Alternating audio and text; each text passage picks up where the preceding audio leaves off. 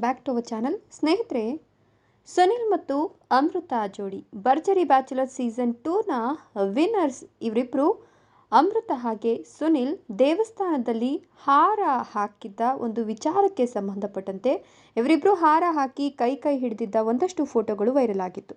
ಅದನ್ನು ನೋಡಿದ ಒಂದಷ್ಟು ಜನ ಇವರಿಬ್ಬರಿಗೆ ಮದುವೆ ಹೋಗಿದೆ ಅಂತ ಅಂದ್ಕೊಂಡಿದ್ರು. ಹಾಗಾಗಿ ದೇವಸ್ಥಾನದಲ್ಲಿ ಇಬ್ಬರು ಹಾರ ಹಾಕ್ಕೊಂಡಿದ್ದು ಕೈ ಹಿಡಿದು ನಿಂತಿದ್ದು ಯಾತಕ್ಕೆ, ಈ ಒಂದು ವಿಚಾರಕ್ಕೆ ಸಂಬಂಧಪಟ್ಟಂತೆ ಸುನಿಲ್ ಹಾಗೂ ಅಮೃತ ಹೇಳಿದ್ದೇನು ಎಲ್ಲವನ್ನೂ ಕೂಡ ಹೇಳ್ತಾ ಹೋಗ್ತೀನಿ.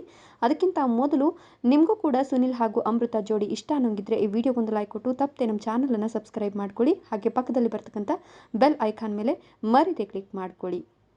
ಹೌದು, ಭರ್ಜರಿ ಬ್ಯಾಚುಲರ್ಸ್ನಲ್ಲಿ ಹವಾ ಸೃಷ್ಟಿಸಿದ್ದಂತಹ ಸುನಿಲ್ ಮತ್ತು ಅಮೃತ ಜೋಡಿ ಇಬ್ಬರು ದೇವಸ್ಥಾನದಲ್ಲಿ ಹಾರ ಬದಲಿಸಿಕೊಂಡಿದ್ದಂತಹ ಒಂದು ವಿಡಿಯೋ ಜೊತೆಗೆ ಒಂದಷ್ಟು ಫೋಟೋಗಳು ವೈರಲ್ ಆಗಿದ್ವು. ಅದನ್ನು ನೋಡಿದಂತಹ ಜನರು ಇವರಿಬ್ಬರಿಗೆ ಮದುವೆ ಆಗಿದೆ, ಇವರಿಬ್ಬರು ಮದುವೆಯನ್ನು ಮಾಡಿಕೊಂಡಿದ್ದಾರೆ ಅನ್ನುವಂತಹ ಒಂದಷ್ಟು ಕಮೆಂಟ್ಸ್ಗಳು ಎಲ್ಲೆಡೆ ಹರಿದಾಡಿತ್ತು. ಆದರೆ ಇದೀಗ ಈ ಒಂದು ವಿಚಾರಕ್ಕೆ ಸಂಬಂಧಪಟ್ಟಂತೆ ಆ ಒಂದು ದಿನ ಏನಾಯಿತು ಅನ್ನೋದನ್ನು ಸುನಿಲ್ ಅವರೇ ಹೇಳ್ಕೊಂಡಿದ್ದಾರೆ. ಹೌದು, ಸುನಿಲ್ ಅವರ ಊರಿಗೆ ಅಮೃತ ಹೋದಂತಹ ಸಂದರ್ಭದಲ್ಲಿ ಮೆರವಣಿಗೆ ಮಾಡಿ ಅಮೃತ ಅವರನ್ನು ಊರಿನ ಒಳಗೆ ಸ್ವಾಗತ ಮಾಡ್ಕೊಂಡಿದ್ರಂತೆ. ಆಗ ಆಂಜನೇಯ ಗುಡಿಗೆ ಹೋಗಿದ್ದಾಗ ಇಬ್ಬರಿಗೂ ಕೂಡ ಅಲ್ಲಿನ ಜನರು ಹಾರ ಹಾಕಿದ್ರಂತೆ. ಆಗ ಅಷ್ಟು ಜನರನ್ನು ನೋಡಿದಂತಹ ಅಮೃತ ಹೆದರುಕೊಂಡು ಸುನಿಲ್ ಅವರ ಕೈ ಹಿಡ್ಕೊಂಡಿದ್ರಂತೆ.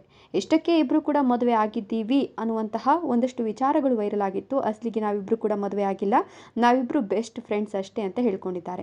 ಇನ್ನು ಅಮೃತ ಕೂಡ ತಮ್ಮ ಮಾಜಿ ಪ್ರಿಯತಮನ ಬಗ್ಗೆ ಹೇಳ್ಕೊಂಡಿದ್ದು, ನಮ್ಮಿಬ್ಬರ ನಡುವೆ ಒಪ್ಪಂದದ ಮೇರೆಗೆ ಬ್ರೇಕಪ್ ಆಗಿದೆ, ಹಾಗಂತ ಡಿಪ್ರೆಷನ್ ಅದು ಇದು ಅಂತ ಏನಿಲ್ಲ, ಈಗ ನಾನು ಸುನಿಲ್ ಬೆಸ್ಟ್ ಫ್ರೆಂಡ್ಸ್ ಅಷ್ಟೇ, ಭವಿಷ್ಯದ ಬಗ್ಗೆ ನಾವಿಬ್ಬರು ಚಿಂತೆ ಮಾಡ್ತೀವಿ, ಸುನಿಲ್ ಅವರಿಗೆ ಮನೆ ಕಟ್ತಕ್ಕಂಥ ಆಸೆ ಇದೆ, ನನಗೂ ಕೂಡ ಭವಿಷ್ಯದ ಬಗ್ಗೆ ಒಂದಷ್ಟು ಕನಸುಗಳು ಇದೆ, ಅದನ್ನು ನೆರವೇರಿಸ್ಕೊಳ್ತಕ್ಕಂಥದ್ದು ನಮ್ಮಿಬ್ಬರ ಗುರಿಯಾಗಿದೆ, ನಾವಿಬ್ಬರು ಬೆಸ್ಟ್ ಫ್ರೆಂಡ್ಸ್ ಅಷ್ಟೇ ಅಂತ ಹೇಳ್ಕೊಂಡಿದ್ದಾರೆ.